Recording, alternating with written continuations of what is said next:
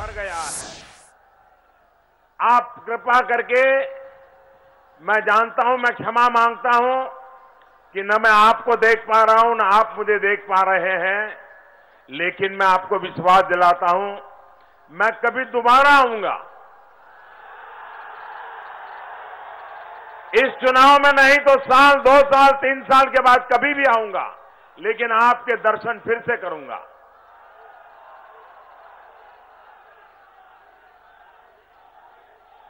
लेकिन अभी आप जहां है वहां रुकिए, आगे आने की कोशिश मत कीजिए।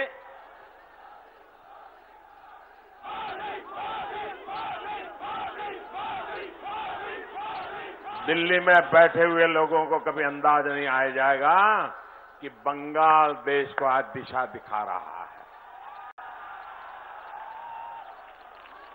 नीचे रखिए, पीछे दिखता नहीं है, नीचे रखिए। हाँ, मोदी को नीचे रखिए। नीचे रखो भाई, मैंने देख लिया, आपने बहुत अच्छा काम किया। प्लीज इसको नीचे रखो, पीछे परेशानी हो रही है लोगों को। आपका इतना प्यार है कि मेरी जिम्मेवारी बढ़ती चली जा रही है। भैया आप नीचे आइए, कहीं गिर जाओगे तो दीदी मेरे नाम पर एफआईआर लिखवा देगी। आप नीचे आइए भैया, प्लीज उनको नीचे ले लीजिए। देखिए, आपका नुकसान होगा, वो मेरा नुकसान है।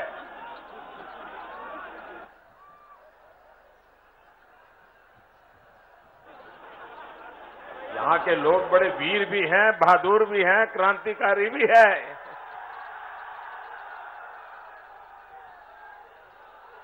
भाई और बहनों, आप ये जितना मोदी मोदी करते हैं ना, उतना ही किसी की नींद उड़ जाती है। जानते हैं ना कौन है वो? कौन है? Speed breaker. पश्चिम बंगाल की स्पीड ब्रेकर दीदी चैन से सो नहीं पा रही है और सारा अपने अफसरों पर गुस्सा निकाल रही है, इलेक्शन कमीशन पर गुस्सा निकाल रही है। राजनीति में जमीन खिसकना क्या होता है, अगर किसी को समझना हो तो दीदी की बौखलाहट, दीदी का गुस्सा, इतने से ही समझ सकता है।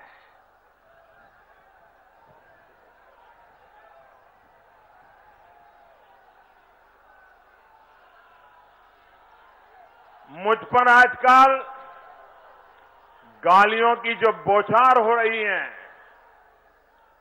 चुनाव आयोग पर वो जिस तरह भड़क रही है, उससे भी पता चलता है कि दीदी कितनी डरी हुई है। ये सब उनके डर की निशानियां हैं। भारतीय जनता पार्टी के पक्ष में इस लहर ने दीदी को आईना दिखा दिया है। साथियों, आपका ये उत्साह दिखाता है कि पश्चिम बंगाल ने ठान लिया है कि अब दीदी के शिकंजे से खुद को आजाद करना है। साथियों, आपकी जो भावना है, देश की ही भावना आपके अभिव्यक्त की है, आज इसी चौकीदार पर देश को इसलिए इतना विश्वास हुआ है क्योंकि लोगों को लगने लगा है नामुमकिन भी अब मुमकिन है। नामुमकिन भी अब गरीब से गरीब के पास भी अपना बैंक खाता, अपना रुपे डेबिट कार्ड होगा। ये कभी नामुमकिन लगता था, लेकिन अब मुमकिन है। अब गरीब से गरीब की रसोई में भी गैस पर खाना पकेगा, ये भी पहले नामुमकिन लगता था। लेकिन अब भारत में टेलीफोन पर बात करना लगभग मुफ्त हो जाएगा और इंटरनेट दुनिया में सबसे सस्ता हो जाएगा। ये भी नामुमकिन लगता था, लेकिन अब ये भी मुमकिन लगता है। साथियों, बांग्लादेश के साथ जमीन समझौता दशकों से लटका हुआ था। कूच बिहार के लिए ये कितना महत्वपूर्ण था, इस समझौते पर कभी अमल होगा ये भी नामुमकिन लगता था, लेकिन ये भी मुमकिन हुआ। इसके बाद केंद्र सरकार ने कूच बिहार के विकास के लिए सैकड़ों करोड़ रुपयों की परियोजनाओं को मंजूरी दी। इतना ही नहीं, भाई और बहनों, भारत कभी आतंकवादियों के घर में घुसकर मारेगा, आतंकवादियों को घर में घुसकर मारेगा, ये भी नामुमकिन लगता था। लेकिन अब ये भी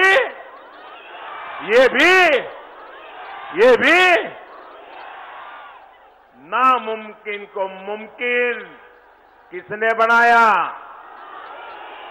नामुमकिन को मुमकिन किसने बनाया? नामुमकिन को मुमकिन किसने बनाया? जी नहीं, मोदी जी ने नहीं बनाया, ये आपने बनाया है। आपके एक वोट ने बनाया है, आपके आशीर्वाद ने बनाया है। कूच बिहार और पश्चिम बंगाल के आप सभी साथियों ने आपके सहयोग के कारण नामुमकिन को मुमकिन बनाया है। भारत की ये नई रीति और भारत की ये नई रीति, मेरे प्यारे कूच बिहार के नौजवानों, ये आपको पसंद है? ये आपको पसंद है? माताएं बहनें, आपको पसंद है? जो काम ये चौकीदार कर रहा है उससे आप संतुष्ट हैं? चौकीदार के कदमों से आप सहमत हैं? मुझे और आगे बढ़ना चाहिए, और ज्यादा करना चाहिए, आपके आशीर्वाद बने रहेंगे। भाइयों और बहनों, 2014 से पहले आए दिन आतंकवादी हमले होते थे। वो कहां से आते थे? कौन उनको भेजता था? ये तब की सरकार को भी पता था, लेकिन हमारे जांबाज सपूत तब की सरकार से बदला लेने के लिए बार बार कहते थे। एक के बाद हमारे जवान शहीद होते जा रहे थे, कदम उठाने के लिए मांग कर रहे थे, लेकिन सरकार के कदम फैसला लेने से पहले ही डगमगा जाते थे, कांपते थे। पाकिस्तान आए दिन धमकी देता था कि ये किया तो ऐसा कर देंगे, और दिल्ली में बैठी सरकार गीदड़ भप्पी से भी हिल जाती थी। लेकिन जब से आपने दिल्ली में इस चौकीदार को बिठाया है, अब कोई गीदड़ भप्पी से नहीं डरता। नया हिंदुस्तान अब अपनी सुरक्षा के लिए आतंक के आकाओं को घर में घुसकर मारने के लिए तैयार बैठा है। लेकिन साथियों, मजबूत होते भारत से कुछ लोगों को कष्ट हो रहा है। जब भारत अंतरिक्ष में महाशक्ति बन रहा है, तो दीदी को ये भी परेशान करता है। जब भारत आतंक पर सख्ती दिखाता है तब दीदी को इससे भी मुसीबत होती है। अब दीदी इतनी परेशान है कि दिन रात एक ही बात कर रही है, मोदी हटाओ, मोदी हटाओ, मोदी हटाओ, मोदी हटाओ।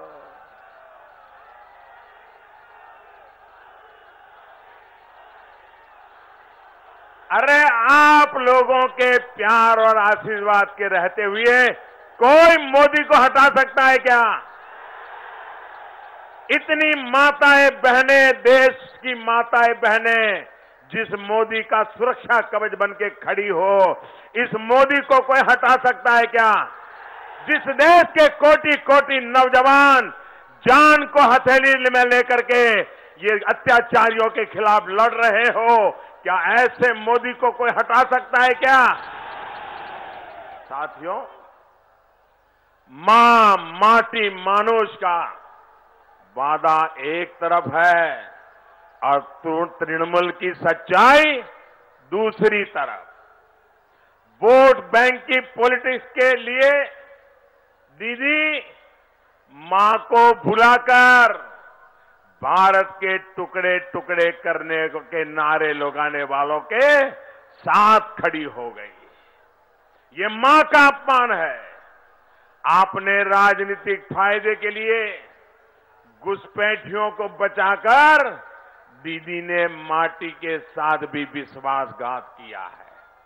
पश्चिम बंगाल के लोगों को टीएमसी के गुंडों के हवाले करके उन्होंने मानुष की सारी उम्मीदें तोड़ दी है, उसका जीवन मुश्किल में डाल दिया है।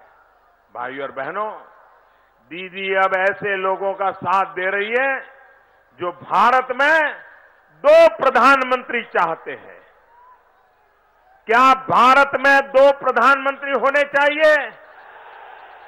एक हिंदुस्तान में, एक जम्मू कश्मीर में, ऐसी कल्पना आप कर सकते हैं? अरे दीदी, ये आपके साथी चिल्ला चिल्ला करके कह रहे हैं कि भारत के 2 प्रधानमंत्री होने चाहिए। देशवासियों को पता होना चाहिए, बंगाल की धरती को पुनः स्मरण होना चाहिए। इसी बंगाल की धरती का एक सपूत, इसी बंगाल की धरती का एक लाल, जिसने एक प्रधान, एक निशान, एक विधान के लिए अपना बलिदान दे दिया, वो डॉक्टर श्यामा प्रसाद मुखर्जी इसी बंगाल की धरती, देश की एकता अखंडता के लिए ये 2 प्रधान के सपनों को चूर करने का काम ये बंगाल की धरती के वीर बेटे ने किया था। और दीदी, आप उनके साथ बैठी हो, ये बंगाल का अपमान है कि नहीं है? ये देश के बलिदान का अपमान है कि नहीं है? वीर शहीदों का अपमान है कि नहीं है? दीदी ने मोदी विरोध में अपने ऐसे साथियों पर भी चुप्पी साध ली। भले ही देश में अराजकता क्यों न फैल जाए, भले ही हंगामा क्यों न खड़ा हो जाए, दीदी को कोई फर्क नहीं पड़ता है।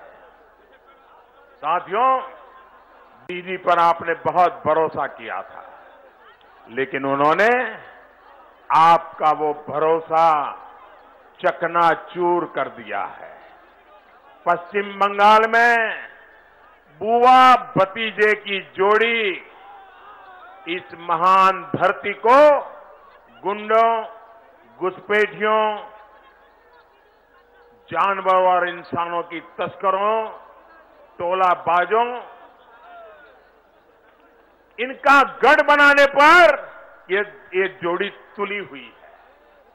हालात ये है कि लोगों की आस्था पर भी स्पीड ब्रेकर लगाने का काम ये दीदी और उसके साथियों ने किया है।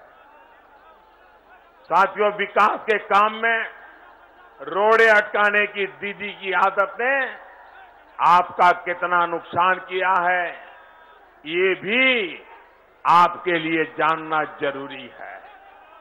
केंद्र की सरकार ने पश्चिम बंगाल के 1 करोड़ से अधिक गरीब परिवारों को 5 लाख रुपया तक के मुफ्त इलाज की व्यवस्था की है।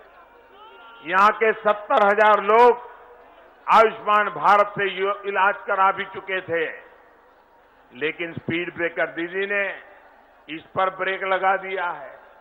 साथियों, आपके इस चौकीदार ने कूच बिहार सहित पश्चिम बंगाल के 70 लाख से अधिक किसान परिवारों के बैंक खाते में सीधे पैसे ट्रांसफर करने की योजना लागू की है, लेकिन दीदी ने उस पर भी ब्रेक लगा दिया है। भाई और बहनों, आपके इस चौकीदार का संकल्प है कि 2022 तक हर गरीब, हर बेघर के पास अपना पक्का घर हो, उसको झुग्गी से मुक्ति मिले, ये मेरा सपना है। इस काम के लिए पश्चिम बंगाल के गरीब परिवारों के गांव और शहर में लगभग 13 लाख घर ये चौकीदार की सरकार ने बना दिए हैं, लेकिन गरीबों के लिए घर बनाने की स्पीड भी दीदी ने धीमी कर दी है। भाई और बहनों, स्पीड ब्रेकर दीदी ने अगर केंद्र सरकार की योजनाओं को रोका नहीं होता तो आज बहुत सारी सुविधाओं का लाभ यहां के नागरिकों तक पहुंच गया होता। अब 2019 का ये लोकसभा चुनाव आया है। दीदी को सबक सिखाने के लिए पश्चिम बंगाल में जितना ज्यादा कमल खिलेगा, आपकी आवाज उतनी ज्यादा ही ज्यादा मजबूत होगी। आपके हक की लड़ाई उतनी ही ज्यादा आगे बढ़ेगी। जब दिल्ली में आपकी आवाज गूंजेगी तो बहुत दिन तक दीदी की मनमानी चल नहीं पाएगी, ये मैं आपको विश्वास देने आया हूं। दीदी को आपकी भलाई के लिए झुकना ही पड़ेगा। इतना ही नहीं, दीदी ने ये जो मलाई वाला रास्ता पकड़ा है, उस मलाई वाले रास्ते को भी छोड़ना पड़ेगा। साथियों, दीदी का असली चेहरा दुनिया के सामने लाना जरूरी है। ये धरती इतने सामर्थ्य से भरी हुई है, लेकिन वो पश्चिम बंगाल की संस्कृति को, यहां के गौरव को, यहां के नागरिकों के जीवन को तबाह करने पर तुली है। क्या दीदी ने आपको बताया कि क्यों पश्चिम बंगाल में 7वें वेतन आयोग की सिफारिशें लागू नहीं की जा रही है? क्या दीदी ने आपको बताया कि क्यों परीक्षा पास करने के बावजूद यहां के हजारों युवाओं की नौकरी पर ब्रेक लगा दिया गया है? क्या दीदी ने आपको बताया कि यहां के चाय बागानों में शिक्षा और स्वास्थ्य से जुड़ी सुविधाओं को रोकने का काम क्यों किया जा रहा है?